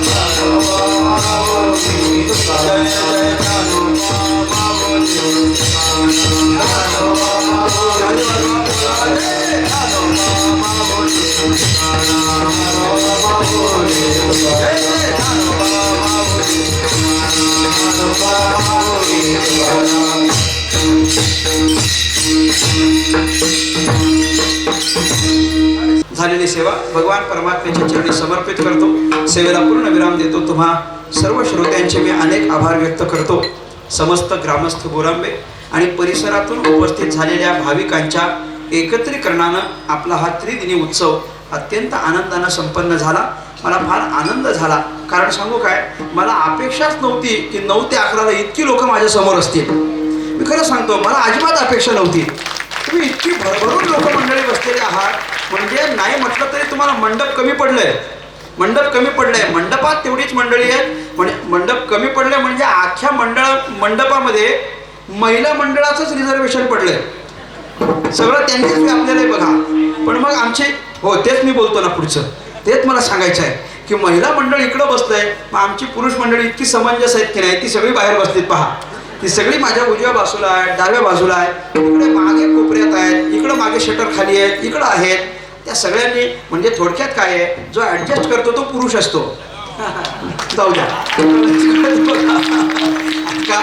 ऐका काही नाही, आपण सगळ्यांनी एकत्रित येऊन चांगल्या पद्धतीनं हा उत्सव संपन्न केला. मला फार आनंद वाटलं. एक चांगल्या पद्धतीचं साधना स्थळ आपल्याला प्राप्त झालंय बरं का. भगवान परमात्म्याचं भजन करण्याकरिता एक चांगलं ठिकाण आपल्याला प्राप्त झालंय. मी म्हणेन आपण काय केलं पाहिजे, आपण रोज या मंदिरामध्ये आलं पाहिजे आणि मातेचं दर्शन घेतलं पाहिजे. रोज न चुकता या मंदिरात आलं पाहिजे. रामकृष्ण हरीचं 2 मिनिटं तरी भजन केलं पाहिजे. मातेचं दर्शन घेतलं पाहिजे. एखाद्या वेळेला मी तर असं म्हणेन की प्रयत्नपूर्वक या मंदिरामध्ये आपण हरिपाठ केला पाहिजे. रोज हरिपाठ केला पाहिजे. इथली जी काही मंडळी असतील ना, त्या मंडळींनी काहीतरी निर्धार करावा, काहीतरी नियोजन करावं, काहीतरी व्यवस्थापन करावं. काय हरिपाठ झाला पाहिजे म्हणजे तो काही रोज टाळ पखवाजावरच झाला पाहिजे असंही काही नसतं बरं का. असंही काही नसतं. आपल्याकडे हरिपाठाचं पुस्तक असतं. 2-4 मंडळी एकत्र येऊन नुसता तो वाचून जरी म्हटला ना तरी चालतो. पण आपण म्हटलं पाहिजे, रोज या मंदिरामध्ये काहीतरी साधना घडली पाहिजे आणि चांगल्या पद्धतीनं वर्षाचा एक उत्सव घडला पाहिजे. कारण तुम्हाला सांगू, मंदिराची शोभा ही दिसण्यावर नसते, मंदिराची शोभा ही उत्सवांवर असते. त्या मंदिरात काय काय उत्सव होतात याच्यावर त्या मंदिराची शोभा असते. अत्यंत सुरेख, अत्यंत सुंदर असं हे मंदिर आपल्या डोळ्यासमोर उभं राहिलं आहे. मला कल्पना आहे, या मंदिराला उभं करावं याकरिता सगळ्याच गावकऱ्यांनी मोठं सामंजस्य दाखवलेलं आहे. मोठं सामंजस्य म्हणजे इतकं मोठं सामंजस्य दाखवलं आहे की परिणामी किंवा प्रसंगी अगदी निवडणूक सुद्धा बिनविरोध करावी इथपर्यंत ही मंडळी गेलेली आहेत. पण कशा करता? मंदिराकरता. तुम्ही सगळ्यांनी टाळी वाजवली पाहिजे जोरात. नाही, हे गौरवाचे उद्गार आहेत आणि गौरव करायचा असताना मोठ्यानं करायचा असतो. मी या सगळ्या गावकऱ्यांचे आभार व्यक्त करेन. अशा पद्धतीने एकजुटी आपणच आपली दाखवली पाहिजे. सगळ्यांनी एकत्र आले, कुणीतरी आर्थिक दान दिलं, कुणीतरी श्रमदान दिलं, कोणीतरी काया वाचा मनानं अजून काही वेगळं केलं असेल, कुणी वस्तुरूपात दिलं असेल, पण त्या प्रत्येकाचे हातभार ज्या या मंदिराकरता लागलेत ना, मी तुम्हाला खात्रीपूर्वक सांगू शकतो की तुम्हा सगळ्यांच्या साधनेकडे या भावेश्वरी मातेचं अत्यंत जवळचं लक्ष आहे आणि म्हणून आपण चांगल्या पद्धतीनं साधना केली पाहिजे. तुम्हा सगळ्यांचे आभार व्यक्त करतो. ही जी सगळीच आदरणीय टाळकरी मंडळी आहेत, मी त्या सगळ्या टाळकऱ्यांचे आभार व्यक्त करतो. डाव्या बाजूला असलेला सगळा ज्येष्ठ टाळकरी वर्ग, उजव्या बाजूला असलेली सगळीच संस्थेची मंडळी आहेत, माझ्या मागची सगळी तरुण मंडळी आहेत, मी त्या सगळ्यांचे अनेक अनेक आभार व्यक्त करतो. सगळीच आदरणीय गायनाचार्य मंडळी, मृदंगाचार्य मंडळी उपस्थित आहेत, मी त्याही सगळ्यांचे आभार व्यक्त करतो. व्यवस्थापकांचे आभार व्यक्त करतो. आजचा हा कीर्तनाचा कार्यक्रम आपण करावा याकरता आम्हाला ज्यांनी आग्रह केला ते आमचे सगळ्यांचे अत्यंत प्रिय सखे, अत्यंत प्रिय मित्र आणि आम्हा सगळ्यांचेच मार्गदर्शक, हरिभक्तीपरायण, परमश्रद्धेय आदरणीय सचिन दादा महाराज पवार. आदरणीय दादांनी मला सांगितलं की आपण तिथं जाऊन सेवा केली पाहिजे आणि ते मला म्हटले की तिथं जाऊन तू का सेवा केली पाहिजे, कारण ते आता तुझ्यासाठी काही नवीन राहिलेलं नाही म्हटले. हे सगळं तुझ्या परिचयाचं झालेलं आहे. मग ते कौलगे काय असेल, बाणगे काय असेल, हा परिसर तुझ्यासाठी चांगला ओळखीचा झाला आहे ना, मग तू तिथं जाऊन सेवा केली पाहिजे आणि ही त्यांची आज्ञा म्हणून मी इथपर्यंत आलो. आदरणीय दादांनी अनेक पद्धतीचे संकल्प केलेत आणि ते संकल्प सगळे सिद्धीला जावे याकरता आपण चांगल्या पद्धतीनं प्रयत्न केले पाहिजेत. मी तुम्हाला सांगतो, एका वाक्यात मला जर विचाराल की सचिन दादा म्हणजे काय, तर मी एका वाक्यात असेच सांगेन, अनेक अनेक उपक्रमांची संकल्पना ज्यांच्या अंतःकरणामध्ये रोजच येते आणि ते सगळे संकल्प सिद्धीला नेण्याकरिता जे अहोरात्र प्रयत्न करतात ते दादा आहेत. खूप काही संकल्प आणि ते एकटे तर काम करतातच. त्यांचं वैशिष्ट्य काय माहिती आहे का, ते एकटे काम करतात आणि बाकीच्यांना कामाला लावतात. हे त्यांचं चांगलं वैशिष्ट्य आहे. काही नाही, माझ्या अंतःकरणात एक संकल्प निर्माण झाला की आपण काय केलं पाहिजे, वारकरी संप्रदायाची अभ्यासाची परंपरा कायम राहिली पाहिजे, म्हणून आपण वारकरी संप्रदाय कीर्तन प्रशिक्षण ऑनलाईन माध्यमातून दिलं पाहिजे आणि ऑनलाईन कीर्तन शिकवलं पाहिजे. अशी संकल्पना माझ्या मनात आली आणि मी ती दादांना बोलून दाखवली आणि तेव्हापासून दादा इतके माझ्या मागे लागले की त्यामुळे आम्ही ते ऑनलाईन कीर्तन प्रशिक्षण सुरू केलं आणि आज दादांच्या विशेष मार्गदर्शनामुळे एक बॅच त्याची पूर्ण झाली आहे. पहिल्या बॅचला 75 लोक होते आणि आता दुसरी बॅच सुरू झाली आहे. दुसऱ्या बॅचला पण 75 लोक आहेत आणि आनंद असा आहे की कीर्तनाचं शिक्षण घेणारी ही सगळीच ग्रॅज्युएशनच्या वरची लोक आहेत, म्हणजे सगळी सुशिक्षित आहेत. सगळी सुशिक्षित मंडळी कीर्तनाचा अभ्यास करतात. आदरणीय दादांचं असलेलं कार्य फार मोठं आहे. परिवर्तन गुरुकुळ अभ्यास परिसरामध्ये त्याचं नावच परिवर्तन आहे. याचा अर्थ काय आहे, जो कोणी त्या गुरुकुलात जाईल त्याचं परिवर्तनच होणार आहे. जो शिक्षणाकरता जाईल आणि जो सेवा करण्याकरता जाईल त्या प्रत्येकाचं परिवर्तन होण्याचं परिवर्तन गुरुकुल हे ठिकाण आहे. आपण नक्कीच त्यामध्ये सहभाग घेतला पाहिजे आणि व्यवस्थितपणे आपण काम केलं पाहिजे, म्हणजे आपल्याला आपल्या जीवनामध्ये काहीतरी सत्कर्म केल्याचा भाव निर्माण होईल. म्हणून दादांच्या माध्यमातून इथपर्यंत आलो. आदरणीय दादांच्या चरणी अत्यंत विनम्रतापूर्वक नतमस्तक होतो. इथपर्यंत येईपर्यंत सन्माननीय शिवाजी दादा पाटील आमच्या संपर्कात राहिले, मी त्यांचे आभार व्यक्त करतो. त्यांचे म्हणजे सगळ्याच संयोजकांचे झाले, मी सगळ्यांचे आभार व्यक्त करेन. परिवर्तनची आमची सगळीच मंडळी उपस्थित राहिली, आमचे मुळे काका माझ्या संपर्कात राहिले, मी त्यांचे आभार व्यक्त करेन. अन्य करून मंडळी या ठिकाणी उपस्थित आहेत. माझे परममित्र हरिभक्तीपरायण अंकुश महाराज सावंत या ठिकाणी उपस्थित आहेत, मी त्यांचे अनेक आभार व्यक्त करतो. अन्य जी मंडळी या ठिकाणी उपस्थित आहेत त्या सगळ्यांचे आभार व्यक्त करतो. पुन्हा एकदा या सुंदर मंदिराप्रित्यर्थ सगळ्या ग्रामस्थांचे अनेक अभिनंदन व्यक्त करतो. त्यांना सगळ्यांना शुभेच्छा देतो. मातेची आपल्यावर अशीच कृपा राहावी अशी मातेच्या चरणी प्रार्थना करतो आणि माझ्या वाणीला पूर्ण विराम.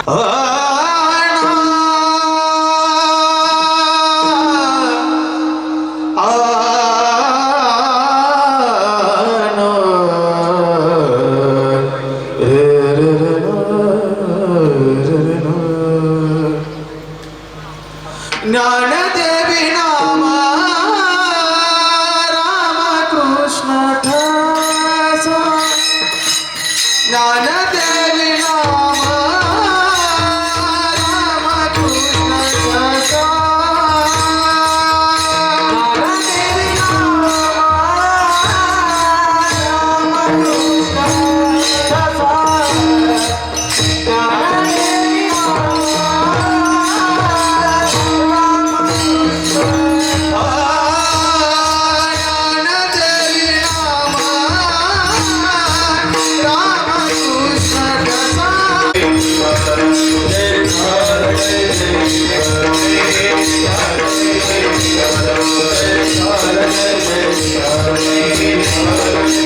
Hare Hare